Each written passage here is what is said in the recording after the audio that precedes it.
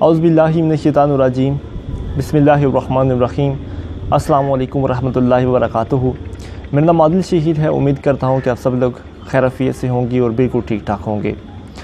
دوستو، civil aviation کی دنیا میں پیش آنے والا 2010 میں ایک واقعہ جو میں آپ کے سامنے پیش کروں گا، اس بعد اس واقعے سے حاصل ہونے والا سبق جو کہ اجتماعی انسانوں کی بھیڑ چال رویوں اور ان کی مشکلات کے سامنے پیش آنے والی یعنی کہ مختلف رویوں کا ایک بہت ہی اچھا نمونہ ہے۔ دوستو، افریقہ کے ایک ملک کانگو کے اندر اس کے دارالحکومت کناشا سے ایک چھوٹا جہاز اڑا۔ یہ جہاز بندودو جا رہا تھا۔ یہ جہاز عموماً دوسرے جہازوں سے تھوڑا سا چھوٹا تھا۔ اس میں 18 مسافر تھے، 2 ایئر ہوسٹس تھیں اور 2 ہی پائلٹس تھے۔ یہ جہاز جب اڑا تھا تو بالکل ٹھیک ٹھاک اپنے دونوں انجنز کی بالکل صحیح اس کی مرمت ہوئی تھی، اور یہ مکمل طور پر اپنے ٹاور کے ساتھ منسلک بھی تھا اور ہوا کا پریشر بھی بالکل ٹھیک اور سیم تھا۔ یہ جہاز اڑا، اس نے اپنی اڑان پوری کی، اور جب یہ نیچے لینڈنگ کرنے کے لیے شروع ہوا تو اچانک پتہ نہیں کیا ہوا کہ یہ طیارہ دیکھتے ہی دیکھتے زمین سے ٹکرایا اور تباہ ہو گیا اور پرزے ہو کر بکھر گیا۔ بعد ازاں جب ٹیموں نے معاملات کی تحقیق کی اور اس جہاز کے ملبے کو اس کا تجزیہ کیا تو ان کو پتہ چلا کہ اس میں دونوں انجن بالکل ٹھیک کام کر رہے تھے۔ اس جہاز کا رابطہ بھی اپنے لینڈنگ کرنے والے ٹاور کے ساتھ بالکل صحیح طرح منسلک تھا۔ موسم اور زمین کے ساتھ اس کا لنک بھی بالکل سیم تھا۔ اس کو ایئرپورٹ بھی پائلٹ کو بالکل سیم اور صحیح طرح پر نظر آ رہا تھا، کیونکہ کوئی دھند نہیں تھی، کوئی موسم کی خرابی بھی بالکل نہیں تھی۔ اور بعد میں یہ بھی انہوں نے تحقیق کی کہ ملبے کے اندر کسی بھی قسم کا کوئی بارود یا کوئی بھی ٹارگٹ کلنگ یا کوئی بھی کسی قسم کا نیوکلیئر ویپن بالکل استعمال نہیں کیا گیا تھا، اور نہ ہی طیارہ مکمل طور پر ہائی جیک ہوا تھا۔ تو پھر بھی آخر کیا معاملہ پیش آیا؟ اس جہاز میں بیٹھے 18 مسافروں میں سے 17 مسافر فوری طور ہلاک ہو گئے۔ دونوں ایئر ہوسٹس بھی ہلاک ہو گئیں اور وہ دونوں کے دونوں پائلٹس بھی ہلاک ہو گئے۔ اب اس ملبے میں بچ جانے والے، اس جہاز میں بچ جانے والے ایک شخص کے علاوہ اس کی اصل وجہ معلوم کرنے کے لیے اور کوئی بھی دوسرا راستہ نہیں تھا۔ یہ جہاز 25 اگست کو تباہ ہوا اور اس شخص کو 27 اگست ہوش آیا۔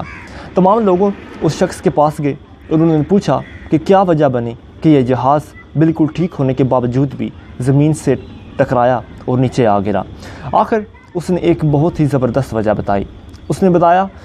کہ ہم جہاز میں بالکل صحیح طرح سفر کر رہے تھے، جہاز لینڈنگ بھی بالکل ٹھیک کر رہا تھا، لیکن اچانک ہم نے دیکھا کہ پیچھے سے ایک چھوٹا سا مگرمچھ جو کہ اس سے ایک چھوٹے سے بیگ سے نکلا تھا وہ آیا، اور اس ایئر ہوسٹس نے ڈر کے مارے وہ سیدھا بھاگی کاکپٹ کی طرف، یعنی کہ اس پائلٹ کی طرف اس کو آگاہ کرنے کے لیے، کیونکہ وہ جو چھوٹا سا مگرمچھ تھا اس کی مین وجہ یہ تھی اس جہاز میں آنے کی کہ کانگو کے اندر جانوروں کی سمگلنگ کرنا یا ان چھوٹے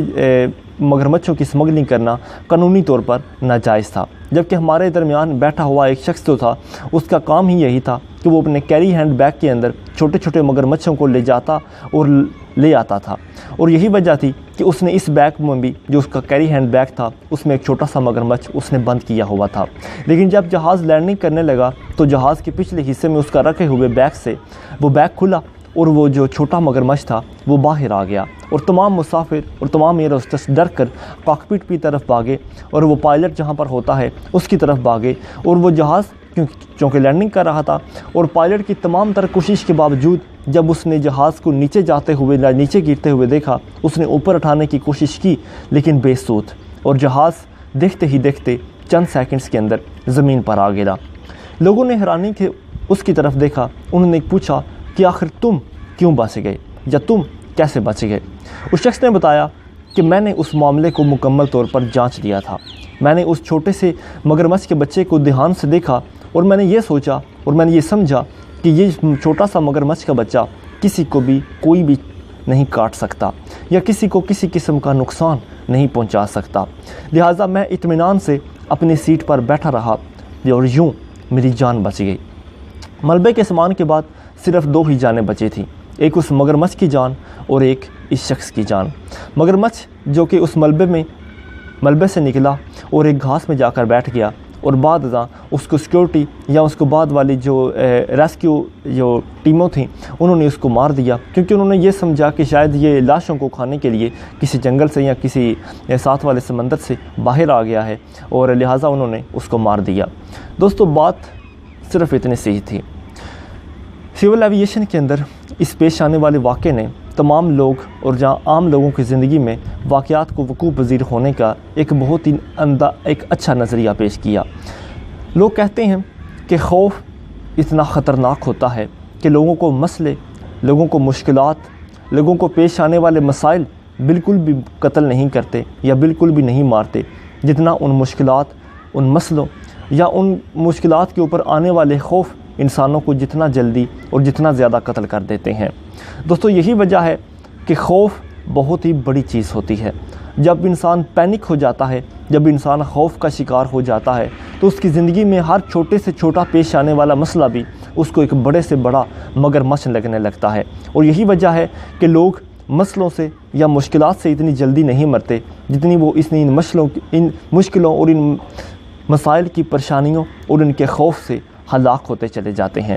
اور یہی وجہ ہے کہ انسان اپنی زندگی میں خوف سے بہت ہی زیادہ ڈرتا ہے۔ آپ نے عام لوگوں کی زندگی میں دیکھا ہوگا کہ بہت سے لوگوں کو بہت زیادہ جلدی ہوتی ہے، وہ جلد سے جلد ایئرپورٹ پہنچنا چاہتے ہیں، وہ جلد سے جلد قطار میں اپنی بورڈنگ پاس کروانا چاہتے ہیں، وہ جلد سے جلد جہاز کو اڑتا ہوا دیکھنا چاہتے ہیں، وہ سب سے آگے سیٹ پر بیٹھنا چاہتے ہیں، وہ 30 منٹ کی بس کے اندر بھی اپنی سیٹوں کے اوپر ڈھیر ہوتے ہوئے مرنے کے لیے تیار ہو جاتے ہیں، کیونکہ اس کی مین وجہ یہی ہے کہ لوگ ہمیشہ جلد بازی کا شکار ہوتے ہیں۔ انہیں ہر چیز جلدی میں چاہیے ہوتی ہے، ان کو تمام چیزیں، ہر چیز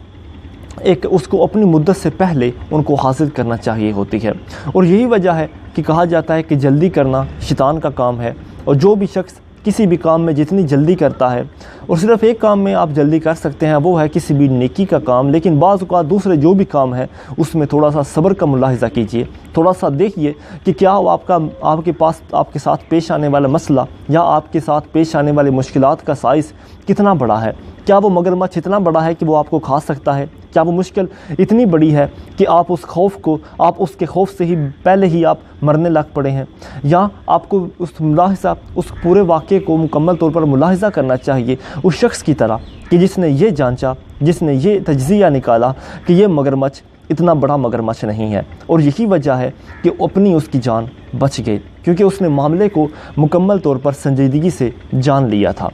دوستو ہماری زندگی میں بھی بالکل اسی طرح کے مسائل پیش آتے رہتے ہیں، لیکن مسئلہ یہ ہے کہ ہمیں اس مسئلے کو مسئلہ ہی رہنے دینا چاہیے، اس کو اپنے اوپر پریشانی یا خوف کی صورت میں حاوی نہیں ہونے دینا چاہیے، ورنہ کہیں ایسا نہ ہو کہ ہم بھی اس مگرمچھ میں اس کو ایک بڑا سا مگرمچھ سمجھ کر اپنی اور اپنے ساتھ والے لوگوں کی بھی جانیں لیتے ہوئے چلے جائیں۔ سیم چیزیں ہماری زندگی میں اپلائی ہوتی ہیں۔ آپ نے بہت سے لوگوں کو دیکھا ہوگا کہ یہ لوگ خوف اور اضطراب کی وجہ سے، ان پریشانیوں اور اپنے مشکلات اور مسائل کی پریشانیوں اور خوف کی وجہ سے ایک زندہ لاش کی طرح ایک سے دوسری جگہ پیدل چلتے چلے جاتے ہیں۔ آپ نے ان لوگوں کو دیکھا ہوگا کہ انہوں نے اپنی لاشوں کو، اپنی ہی زندہ لاشوں کو اپنے ہی کندھوں پر اٹھایا ہوا ہے، اور جب بھی انہیں ایک اچھی جگہ اپنی تدفین کے لیے کوئی مل جاتی ہے تو وہ اپنی لاش کو اس میں دفناتے ہیں، اور بعد میں گلہ کرتے رہتے ہیں کہ کیا یہی زندگی تھی، کیا یہی زندگی کے لیے ہم جینے آئے تھے، کیا یہی زندگی تھی جس نے ہمیں اضطراب اور اپنے خوف اور اتنی پریشانیوں میں ہمیں الجھائے رکھا تھا۔ دوستو آپ نے کچھ دن پہلے ایک فلم آئی تھی 102 ناٹ آؤٹ، انڈیا کی فلم ہے، جس میں امیتابھ بچن کی عمر 102 ہے اور اس کے بیٹے رشی کپور کی عمر 75 سال ہے۔ امیتابھ بچن 102 سال کی عمر میں بھی بالکل پینک نہیں ہوتا، مشکلات سے نہیں گھبراتا، خوف زدہ نہیں ہوتا، بلکہ اپنی زندگی سے مطمئن، خوش اور اپنی پریشانیوں سے اپنی مشکلات کو حل کرتا ہوا 102 سال کی عمر میں بھی وہ مطمئن ہوتا ہے، لیکن اس کا بیٹا خوف، اضطراب، پریشان، بیمار رہنے لگ پڑتا ہے، اور یہی وجہ ہے کہ اس کا باپ اس کو کہتا ہے کہ اگر اب تم اپنی پریشانیوں سے باز نہ آئے، اب تم نے اپنا موڈ ٹھیک نہ کیا تو میں تمہیں اولڈ ہاؤس میں بھیج جاؤں گا، جبکہ اس کا باپ 102 سال کی عمر کا ہے۔ اس کے بعد اس نے اپنے بیٹے کو کہا کہ میرے بچے، میں مرنا نہیں چاہتا کیونکہ مجھے موت اچھی نہیں لگتی، مجھے زندگی بہت خوبصورت لگتی ہے، اور میں تمہیں بھی مشورہ دیتا ہوں کہ تم جب تک مرتے نہیں ہو تم اس وقت تک زندہ رہو۔ دوستو یہی چیز ہے کہ آپ کو بھی اپنی زندگی میں اس وقت تک نہیں مرنا ہوگا جب تک آپ زندہ ہیں، ورنہ مشکلات، ورنہ پریشانیاں، ورنہ مسئلے، ورنہ آپ کی زندگی میں پیش آنے والے مسائل اور ان کا اوپر آپ کا جو خوف ہے وہ آپ کو پہلے مار دے گا۔ آپ پریشانی کو صرف پریشانی، مسئلے کو صرف مسئلے کی حد تک رکھیں اور آپ زندگی کو پرسکون اور اطمینان کے ساتھ جینا شروع کر دیجئے، کیونکہ خوف بہت بڑا ہوتا ہے اور اس کے پیچھے جو پریشانیاں ہوتی ہیں وہ بہت چھوٹی ہوتی ہیں۔ اور کبھی بھی کسی بھی پریشانی، کسی بھی مسئلے کو اور اس کے